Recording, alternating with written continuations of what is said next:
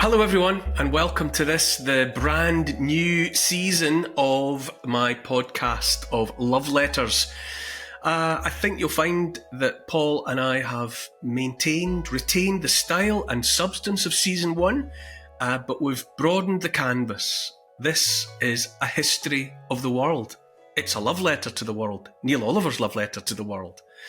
If you care to come along for the ride, and I sincerely hope you do, we'll be starting our travels circa 4,300 years ago in the ancient city of Ur.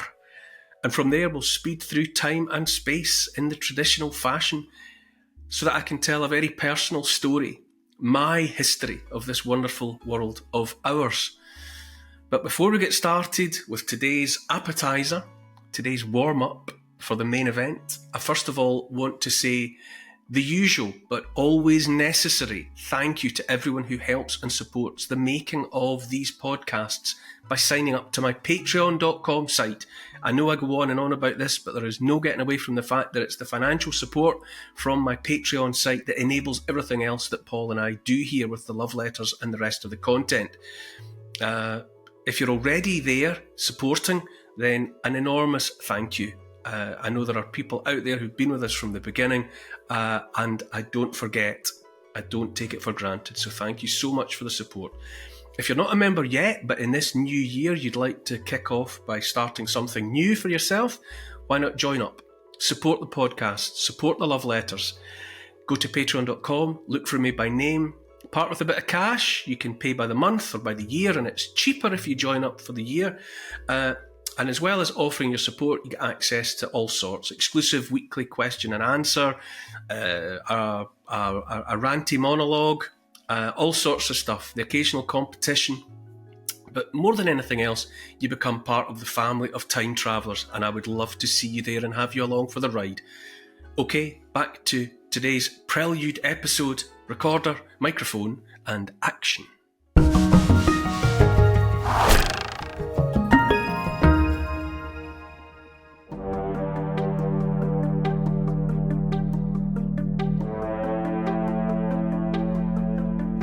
100 moments, stepping stones through history, pivotal events in our past, piecing together a picture of the world we know today, at a time when it's ever more important to at least try and understand what has gone before so that we might better protect our future.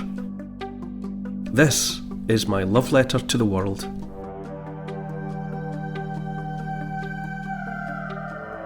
Hi Neil, in this first episode you're setting out your stall for the new series. Why did you think it was important to kick things off in this way? I suppose I've got a couple of answers to that really, Paul. For a start, I feel very proud and pleased with the way that the love letter to the British Isles turned out. I didn't really know what it would be when we began it a couple of years ago. We were just finding our way, but once we had gone right through 100 episodes plus, I felt there was a completeness to it, and I felt that we had, in a very idiosyncratic and personal way, told a never-before-told story of the British Isles, and specifically my affection, my love for certain places and events within that long story. And because I was so pleased with it, I felt it was fitting in a way that the love letter to the British Isles just deserved a pause for thought before leaping straight into the love letter to the world. I just wanted a little airspace, I suppose, a palate cleanse maybe between the two, so that rather than there being a blurred boundary between them where one bled into the other, I just wanted to make it clear that we had completed something and now we were gathering ourselves to begin something new. So I wanted that gap. And also, I said there was more than one answer to the question. I feel it's important to say that the love letter to the world is different, and not just because it's got that broader scope, but you know, the love letter to the British Isles was very much about places, specific locations that people can visit, places that will always be there. Well, I would hope they'll always be there. And while the style and the intent of the love letter to the world is as before, because it's personal and idiosyncratic, and hopefully it's suffused with emotion and an understanding of why I feel the way I do about certain stories. But this is about events, it's about moments. So it is that little bit different.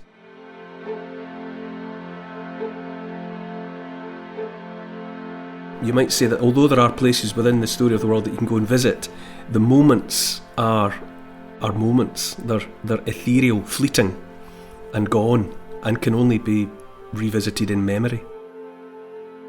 But in any event, I'm very excited about getting this going, and I feel that as we go along, it will encourage anyone listening not just to accept my 100 moments, but to find their own.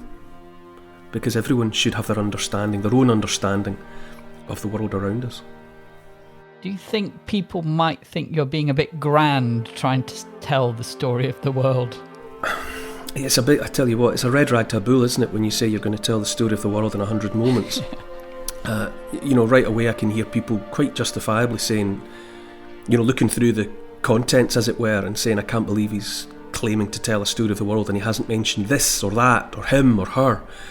It's a grand endeavour, but really it comes from a place of my wanting to lay out my own understanding of how we got from 5,000 years ago, which is to say that the first writing, history is all about the written word, letters, documents, books and all the rest of it.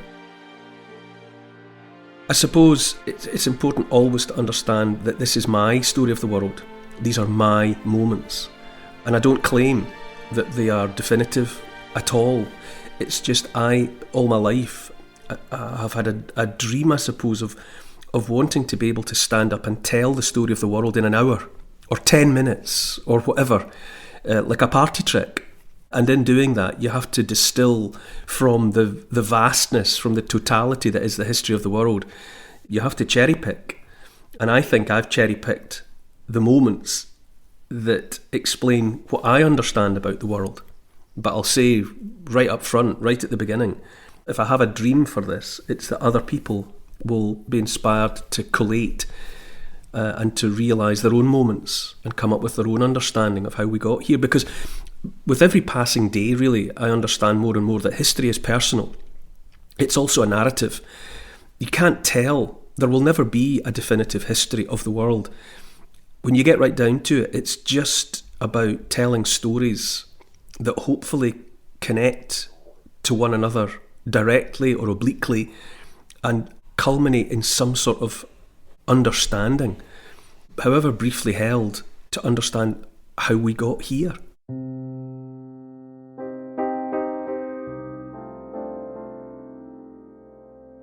I know it's central to your Patreon site, the idea of how history collides with and informs the present day. Is it important in this podcast too? It's important to me. I don't expect that everyone has the same need. But I came to history really for a reason. I think when I was very young, probably even before I knew about history or knew there was such a subject, it just fascinated me how my family had happened. I mostly grew up in Dumfries, down in southwest Scotland. It's not where I was born, but my family moved there when I was about 6. So my memories before that are pretty hazy. And I used to think, why are we here? And I don't mean in that existential philosophy way. I mean literally, why are we in Dumfries, of all places? And why does my dad do what he does to bring money into the house? And why does my mum do what she does? And that made me curious about my grandparents. Because I thought, well, it must be something to do with what happened when they were children. My mum and dad, it must be to do with their upbringing that has led them to this point. And it was just that curiosity about why we were in the house we were in, why my dad had the job that he had, why I had the relatives that we went to visit sometimes. And I suppose unknowingly I was interested in history at that point, because history has to be personal at some level. And I came to it out of a desire to understand things. My dad told me when I was a very little boy that my mum's mum and dad were both dead by the time I was born, so I never knew them. But my dad's mum and dad were still around, elderly. I mean, they were in their 70s when I was born. They lived in a flat in Glasgow with my Aunt Margaret, and we used to go and visit them. And I knew that my grandpa, because my dad had told me, I knew my grandpa had survived the First World War. Later I found out that my mum's dad had also survived the First World War. And I found that very fascinating because we studied the First World War at school. And as well as being something about the Western Front and the trenches and millions of men and billions of bullets and barbed wire and all the rest of the grand spectacle that was the Great War, the First World War, I always knew underlying that it was about my own family. That I owned the First World War in a sense because I was born from people who had been there. And that fascinated me. Grandpa had been wounded twice. He never spoke about it in that classic way. He didn't, well, maybe he told his wife about it, but none of the stories ever came down to us. He didn't talk to my dad, really, hardly at all, about what had happened. But we knew that he'd been wounded twice. He came home twice from the war and got patched up and sent out again.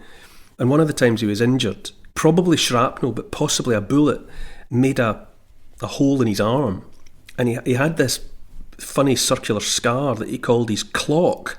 Because of the way it had sort of puckered, there were lines radiating off from it, a bit like, you know, the markings on a clock face. And so he called that his clock, and it was on his forearm, just sort of between wrist and elbow.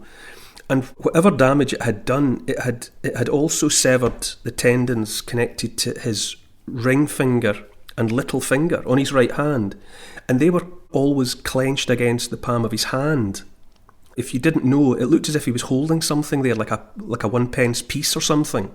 If you imagine holding a penny in your palm between the last two fingers, that's what it looked like. And I also knew, because I had sat on his lap a couple of times and felt behind his right ear, and this might have happened at the same time that his arm was injured, or it could have been a separate incident. He had a bit of shrapnel behind his ear, under the skin, but you could feel it. If you ran a finger over the skin, you could feel like the edge of a bread knife. You could feel the sort of serrated edge under the skin. And so when I was very small, Grandpa was fascinating because not only did he have a bomb fragment in his head, but his right hand was like the right hand on my Action Man. If you remember the Mark I Action Man, his fingers were shaped to fit inside the trigger guard of the little SMLE rifle that he came with. And Grandpa's hand was like that. It was shaped exactly the same way. So when I was very small, the idea that Grandpa had been a soldier just, preoccupied me, because he was an old man.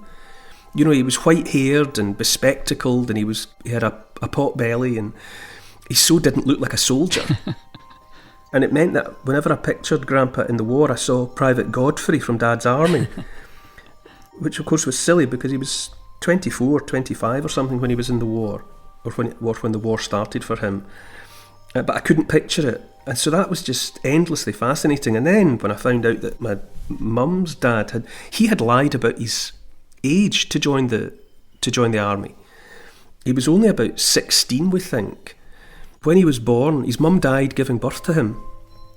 And in that bizarre Victorian way of things, his christening was held with him being baptised over his mother's coffin. Oh my gosh. It's macabre almost, but there you go.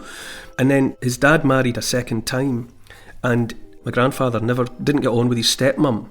I mean, I don't think it was anything particularly bad. He just wasn't very happy in the house, and we think he took the opportunity at 16 to just leave home and join the army. He joined the Royal Marines. So he was 16 or something when he got to Gallipoli. He was in Gallipoli. He was part of the British attempt on the Gallipoli landings. He was shot by friendly fire.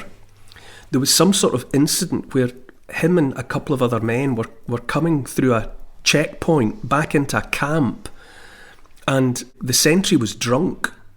I think that's the way the story goes, and opened fire on them, thinking they were enemy. And the two men with my grandfather were killed. And my grandfather was wounded severely. A bullet passed through his right arm, right through his body, and lodged in his left arm. And so he was invalided out of the army and back home before he was 18. And the injury that he sustained meant that he was damaged forever. He recovered, but never fully. He tried to volunteer for the Second World War, but the nature of his wound meant that they wouldn't take him. And he died when he was younger than me. I think he was just in his early 50s when he died. And I learned all about this when I was young as well. And all of it meant that, as I say, the First World War was this fascination for me, because it was pretty clear to me that had events worked out slightly differently for either of them, or both of them, I would never have been born. Because they were being wounded before they had ever met my grandmothers. And if either of them had been killed, then obviously I wouldn't be talking to you now. And so the First World War also taught me something fundamental, which is to say, it's that line from Mervyn Peake, to live at all is miracle enough. And I kind of internalised that thought early on as well. That extends to all of us.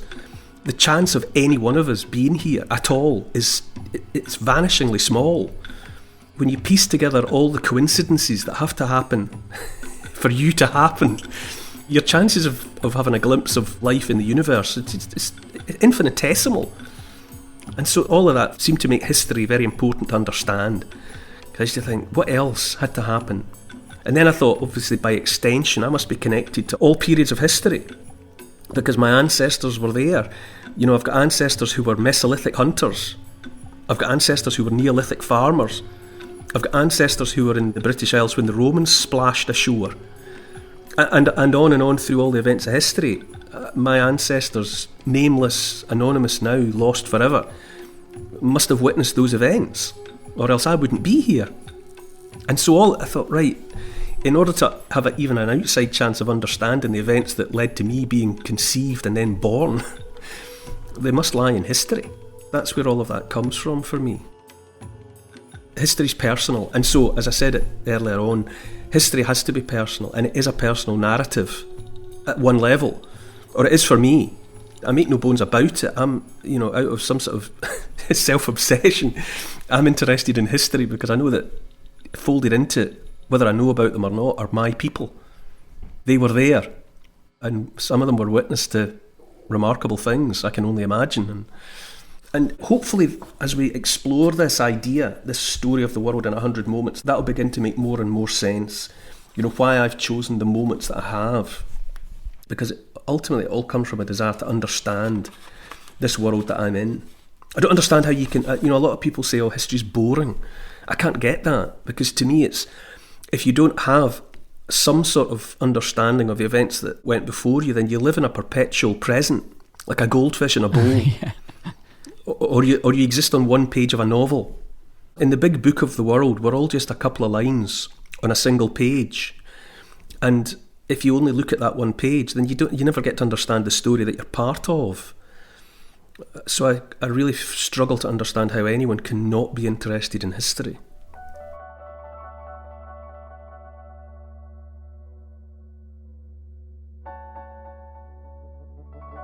As a person and historian, I know you love examining the detail, but with this subject you couldn't really have picked a bigger canvas.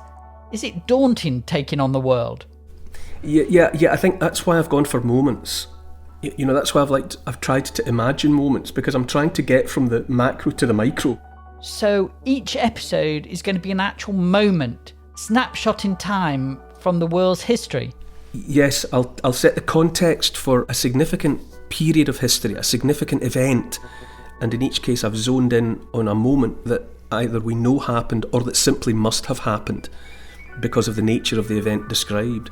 So all the time I'm trying to, rather than be overwhelmed by, say, the First World War or the Russian Revolution or the establishment of the Kingdom of Egypt, I like to get from the macro and then bring it all down to a moment. And I just find it makes it easier to picture events in that way, for me.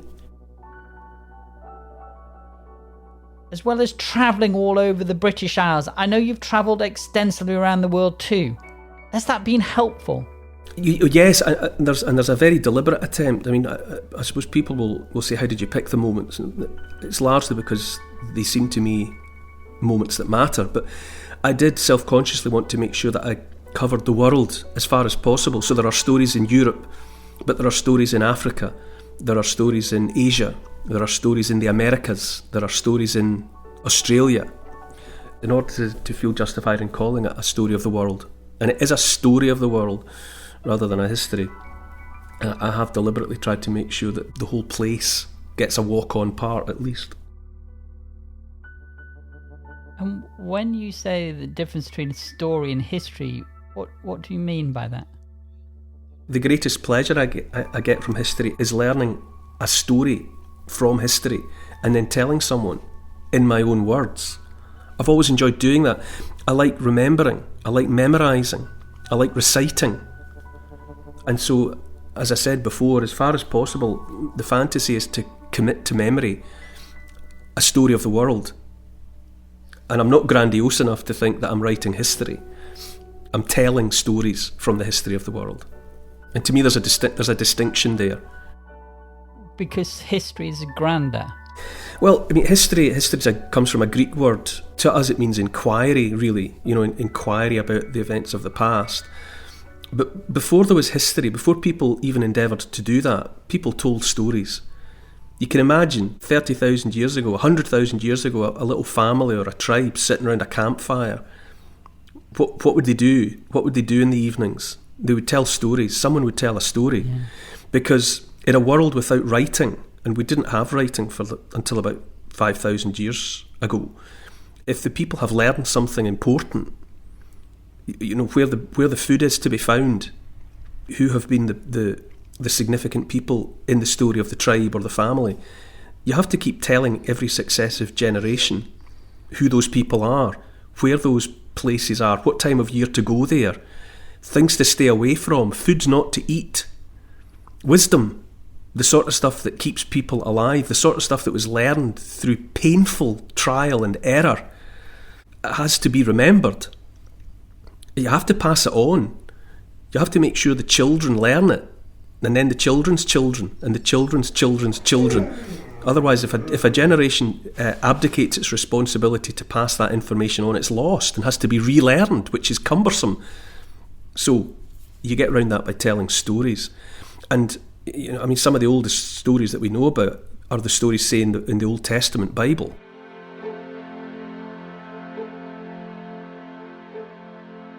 When you get to things like Adam and Eve, or the creation myth, or Cain and Abel, or Noah and the flood, those stories last through constant retelling. They're older than writing. We don't know how old they are. But eventually there was writing, and those stories were written down for the first time and then have been continually written down. But before there was writing, there was just storytelling. But when you look at something like those stories that we're also familiar with in the Old Testament, clearly generation after generation thought there's important wisdom in here. They're the distillation of learning, experience, distilled down to a very potent essence. And that's why we have them. They've been remembered because they have something within them that's important. And so you have to think, well, why are they important? We should probably look again at those stories, because people have carefully remembered these stories generation after generation for thousands of years. So pay attention. There's something important there. And so they're not history. The Bible's not history. The Bible is a book of books. That's where we get the word bibliography. It's a collection of stories that come from a time before there was history. That's the tradition that interests me. Stories to remember. Distill it down to something brief that has within it that which, above all else, must be remembered. And for me, that comes down to moments. Just remember the moments. You can't remember the entirety of it. You can't commit the Encyclopedia Britannica or the contents of Wikipedia to memory. It's millions and millions of pages. But what you can endeavour to remember is a set of moments that link, like stepping stones across the marsh, like little lights through the darkness. If you can remember 100 moments, then that might be enough.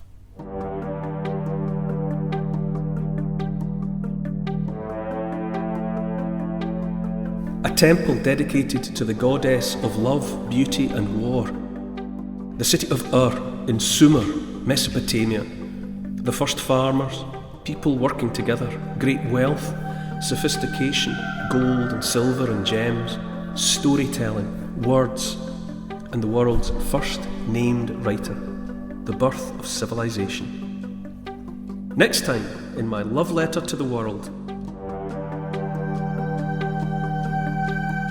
To help support this podcast and to get access to new and exclusive history and comment videos every week, sign up to my Neil Oliver Patreon site. It would be great to see you there. Check out the Instagram account called Neil Oliver Love Letter. My YouTube channel is simply called The Neil Oliver Channel. And to build this podcast, please write a review of this week's episode and share it with your friends. For further reading about these favourite destinations of mine, you could try my book. It's called The Story of the World in 100 Moments, and it's published by Transworld. Neil Oliver's Love Letter to the British Isles is produced by Neil Oliver and Paul Ratcliffe for Fat Belly Films. Music is by Milo McKinnon. Social media and YouTube producer is Oscar CFR. Additional research is by Evie, Lucian, Archie and Teddy. Finance is by Catherine and Trudy. Post-production is by Althorpe Studios and the graphics are by Paul Plowman. Thanks for listening. This has been an FBF Podcasts production.